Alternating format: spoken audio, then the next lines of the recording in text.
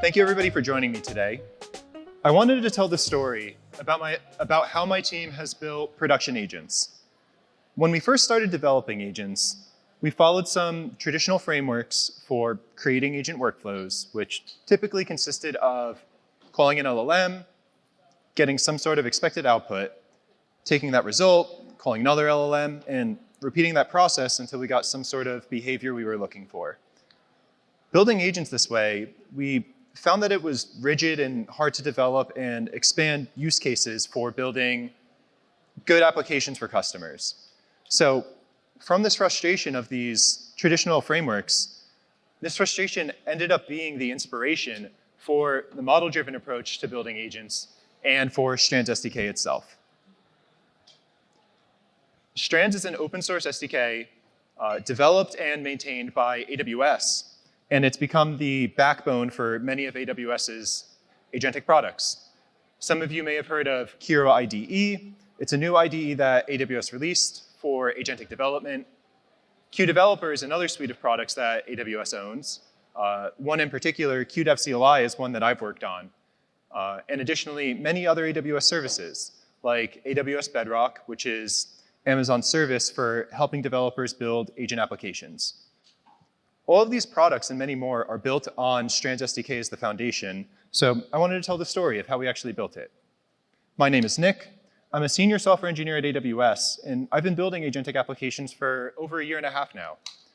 So let's get started. The agenda for today is I'm going to tell the backstory of where the inspiration for Strands came from, when orchestration breaks down. I'm going to cover the model-driven approach, how to actually build agents that can orchestrate themselves. And then I'm going to actually run through some live coding demos. What Strands SDK is, how to start writing code for Strands, and how to actually start running your own agents. After that, I'm going to cover some multi and meta agent concepts, ideas and concepts you can use when just a single agent isn't enough, and then finally go over some takeaways. All right, so when orchestration breaks down, one of the first agents that my team built was a network analyzer agent. We found that customers had a hard time debugging connectivity issues from their client to a server.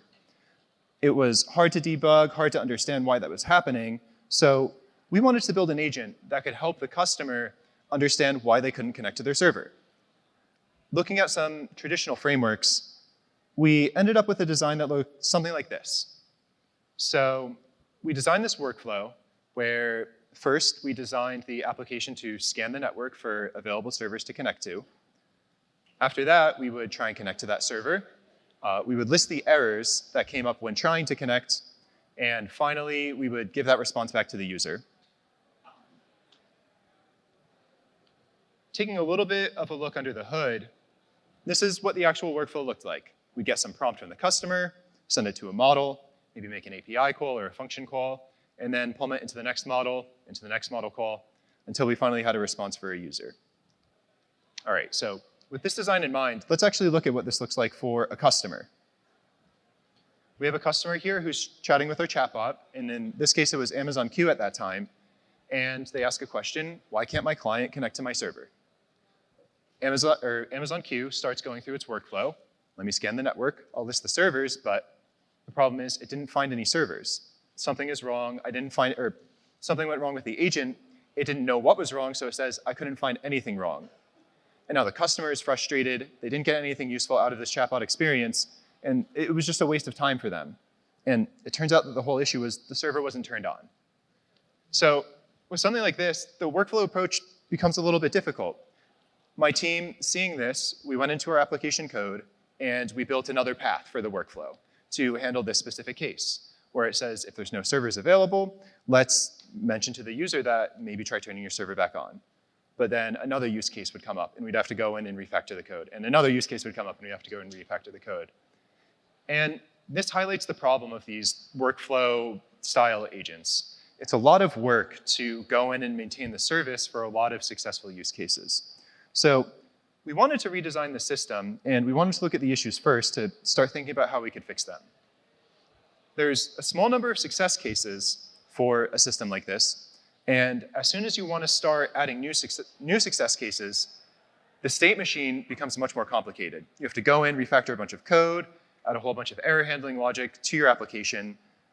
And as soon as the customer finds a new use case that you didn't originally cover, they get a frustrating error message that's not really helpful.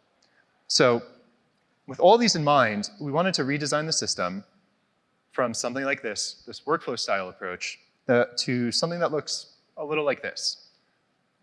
So this is what we're calling the model-driven approach, where we have a user chatting with an agent, and the agent is looping between its model and its tools, and it's deciding its own path on how to solve that problem.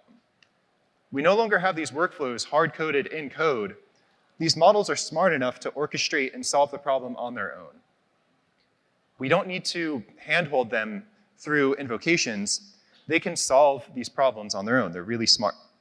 So this was the inspiration for the model-driven approach. This is a model-driven agent. You let the agent decide how to go about solving a problem. You provide flexible tools to the agent for whatever subject matter it's supposed to be an expert in. For the case of a network analyzer, you give it access to a network scan tool and maybe an SSH tool to try and actually connect to that server. And then finally, you give these tools informative error messages. Not only can these agents orchestrate themselves, they can self-correct. If they run into a roadblock or they run into something wrong, they can figure out how to solve that problem on their own. Again, you don't need this complex error handling logic. These agents are smart enough to figure out the problem on their own. Coming back to that original design, this is a little bit of a deeper dive of what that looks like. We're calling this the agentic loop, where when a user calls an agent, the agent is going to loop between the model and tools to go about solving that problem. You've given the model the tools that it needs to solve that problem, so it's going to think through and orchestrate itself to go about solving that.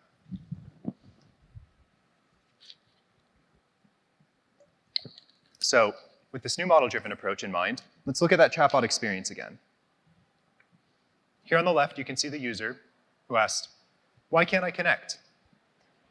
They're chatting with Amazon Q, so now as a model-driven agent, Amazon Q is going to scan the network, and it sees that there's no servers available. With this information, it's going to say, I checked the network, there are no servers available, did you try turning the server on? And now, whether or not that was actually the problem that the user had, this model can, or this agent can now go about solving that problem on its own. It's much more flexible to, excuse me, it's much more flexible to previously unknown success cases, and it can go about finding its own path to a solution. So overall, this is the model-driven approach to agents. And this was the inspiration for Strands SDK. So what does this actually look like in Strands code? Strands, like I said, is an open source SDK. It's a Python SDK for writing agents. And we provide a very easy way to start writing agents in a few lines of code. These 4 building blocks represent the main building blocks for actually starting to build an agent. You have the model, the tools, the system prompt, and the context. The model is the underlying LLM that the agent is going to use to reason about a problem. This could be OpenAI, this could be Anthropic, or this could be Amazon Bedrock. The agent has access to tools to go about solving that problem. This is how the agent is going to explore and interact with its environment. These tools could also act as MCP tools. You could define your own tools. Or Strands also vends a lot of really helpful tools to get you started.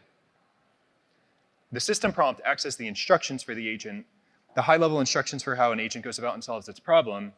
In the case of a network analyzer, we might give a system prompt that sounds like, help this customer as best as you can.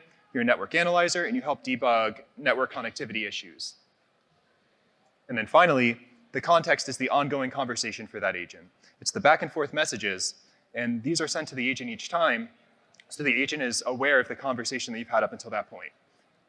So with these building blocks in mind, let's actually look at some Strands code.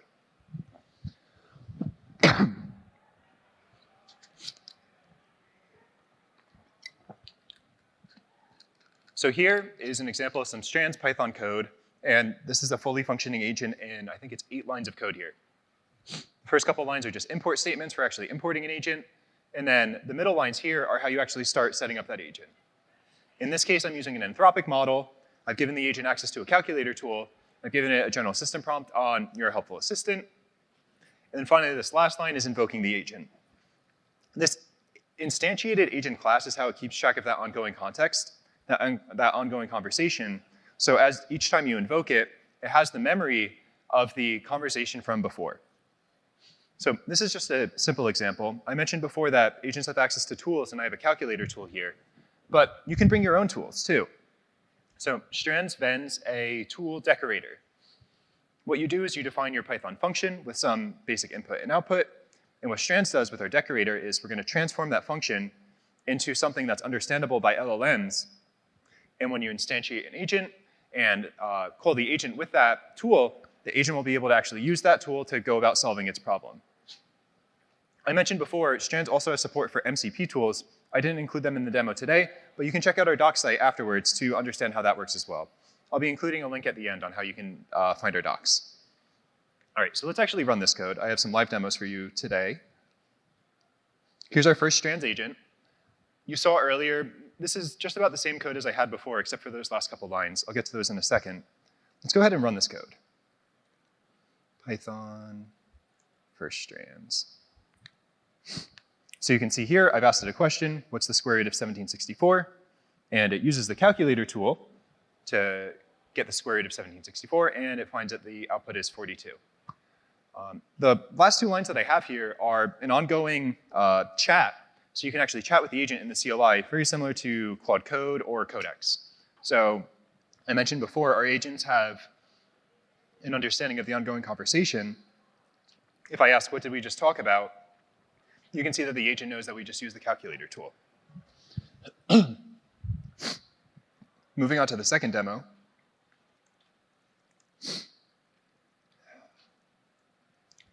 This is an example of the self-defined tool, or bring your own tool. You can decorate a function. In this case, I have a multiply tool, and I've added a couple of print lines here to help output what the agent or the tool actually running. And when I go ahead and run this code, you'll see that the agent uses the multiply tool, you can see there, to multiply the two numbers together and to output the result. So in just a few lines of code, you can have a fully functioning agent.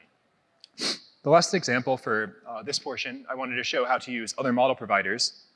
In the previous cases, I was showing the Anthropic model provider, clear. And in this case, I'm using OpenAI for writing a Strands agent. So if I go ahead and run this,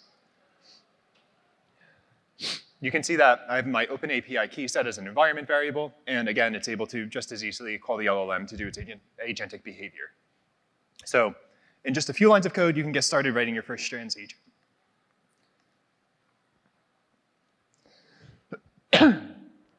All right, so you've written your first agent, but you're starting to run into a problem. As you start developing agents, you might run into this issue called context bloat or context rot, where you've provided a lot of context to the agent. Now the agent is starting to lose track of what it's supposed to do or how it's supposed to go about solving a problem. That's where concepts like multi-agent or meta-agents become really powerful. These concepts help you maintain or control the context bloat to an agent so that it doesn't overwhelm and derail them from going about solving a problem. So first, let's look at a basic agent that has access to a couple of different tools, a file read-write tool, a bash command, and a web search. This would be great for something like a Claude Code, where it's a coding assistant that can read and write code files, it can execute bash commands, and it can use a web search to look up documentation to write your code. But the problem with the web search tool is these tend to be really verbose. You tend to get a lot of information that you don't necessarily need all of it from. This can end up bloating your context. So a really powerful way to start controlling that context bloat is using this concept of an agent as a tool. What this essentially does is we're wrapping the tool call as another agent call, and we're having that sub-agent act as a summarizer for the tool call. So the parent agent will call the sub-agent will call the tool, summarize the result, and send it back. And we've essentially insulated the parent agent from the context bloat of this tool. Let's take a look at that in practice. So over here, I come back to some Strands code. On the first line here, you can see that I've defined a web researcher agent that says you research a query, and you give a one-sentence summary on this query. And I've given it access to the Tavily tool. If you stop by their booth, you already know what this is. This is an MCP tool that allows you to perform RAG queries on the internet.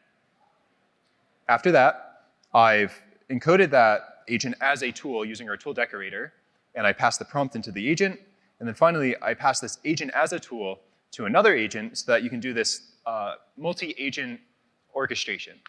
And then finally, I ask it a question like, can you tell me about pine trees? Let's go ahead and run this. Python -u agent as a tool. Once this runs, you can see up here, the first tool call that it uses is the web researcher tool. This is essentially calling the sub-agent as a tool. Here you can see the Tavily tool run, give a really big output, and now it's giving a summarized version of that. And finally, the parent agent is going to get that, and it's going to get the condensed context. At the end here, you can see that I've printed out the actual number of characters that's in the context window of each agent. And you can see that the main agent has, 2,700 characters, whereas the web agent has 15,000. I've essentially insulated all of that context from the parent agent and helped prevent the context bloat of the parent agent. So this is a great place where you can use agents as a tool to control context bloat. The next example that I wanted to show is this idea of a swarm. Previously, agents as a tools, you have this hierarchy of a parent agent calling a sub-agent to perform some task. A swarm gets rid of that hierarchy, and now the agents can delegate work to one another. They can hand off control to the next agent to go about solving a problem. In this case, I have a file read-write agent, a bash command agent, and a web search agent. The thing with the bash command is this can also be an overly verbose tool. If you've ever built a package or a code base with debug logs on, that is an explosion of logs. So in order to control that, we've wrapped that agent as a tool so that it can control that log and give back a condensed example. So let's look at that in code one more time. And let's run this, Python -u swarm. So looking at the code here, I have the three agents defined, web researcher, file editor, and shell agent, each given access to its individual tools. And then finally, I'm using this Strands class, which is a swarm, which takes in a list of agents to go about solving a problem. And I've given the swarm a task, which is to research pine trees, write a Python script to print a summary, and then execute it. The swarm is going to go ahead and execute the first agent in that, oops, looks like the feed cut out. There we go, we're back. So I'm going to go ahead and invoke the swarm. And when I run it, you're going to see the agents handing off control to one another as they complete each step of this process. So first off is the web researcher. Tavily is going to search to learn about pine trees. And then it's going to hand off, you can see that there, hand off the agent to the next agent, which is the file writer, which is going to write a script about printing out pine trees. So we'll give that a second.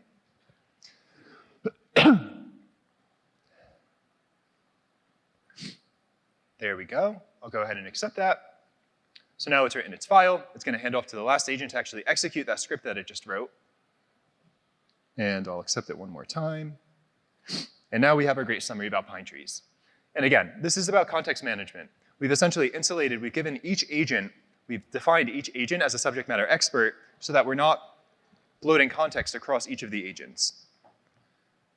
The last example that I want to show you about these multi-meta agent concepts are meta agents. Meta agents are a really interesting concept. You're no longer defining the agent yourself. You're allowing the agent to define the sub-agent itself. What I mean by that is the parent agent is defining the building blocks for the sub-agents. It defines the model to use, the tools that it has available, and the prompt to actually get started to go about solving that task. Meta agents are really good for open-ended problems. You may be familiar with the deep research feature, where you don't initially have a direct path to a solution, and you're going to have to figure out how to solve that problem as you're solving it. Meta agents are a really great way to design a system to solve a problem like that. So let's look at some code for this one as well. Coming back to our code, let's clear the output here, and -u meta agent. So here, I have my Strands code again. I've added some debug logging so we can actually see the meta agent running. And I've defined an agent here with this use agent tool. This tool is essentially the meta agent tool that allows our agent to use other agents to go about solving a problem. In this case, the parent agent can delegate its own tools down to the child agent, and when it runs it, I'm going to ask it to write a script to print a Christmas tree and then run it. So let's see this in action. When I run it, the first tool you should see is the use agent tool. So the parent agent has delegated a prompt, which is write a Python script to print a beautiful Christmas tree. Then the script should do all of these things. So now the meta agent is writing a script to print a Christmas tree, and in just a second we should see that. There we go. Let's run it. Script is created, and in a second we should see it actually go ahead and try and execute that script for us. So now the meta agent is finished, we've handed control back to the parent agent, and the parent agent runs the script to print our nice Christmas tree. All right, so those are the couple of different multi-agent concepts that we have available in Strands. There's a few other takes on this that you may have seen elsewhere, but you can check out our documentation for how Strands represents these multi-agent concepts.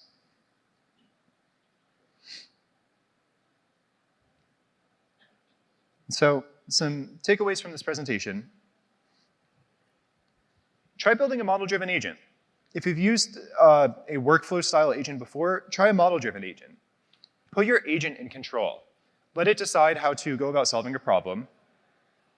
Give it informative error messages so that it can self-correct if it runs into a problem. Give it flexible tools for any kind of, it's meant to be a subject matter expert, so give it the tools that it needs to solve that problem for the subject it's an expert on.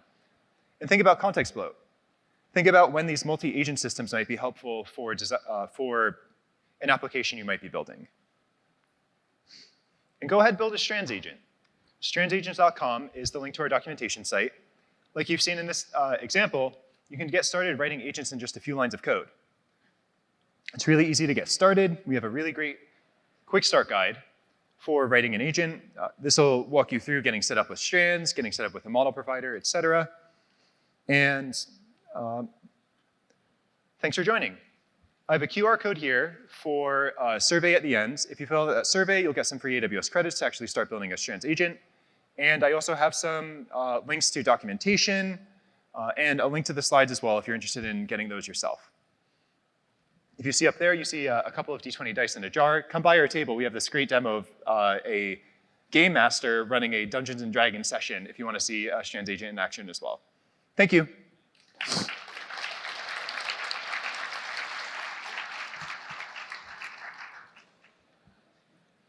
Thank you, Nick. We have time, 5 minutes for questions.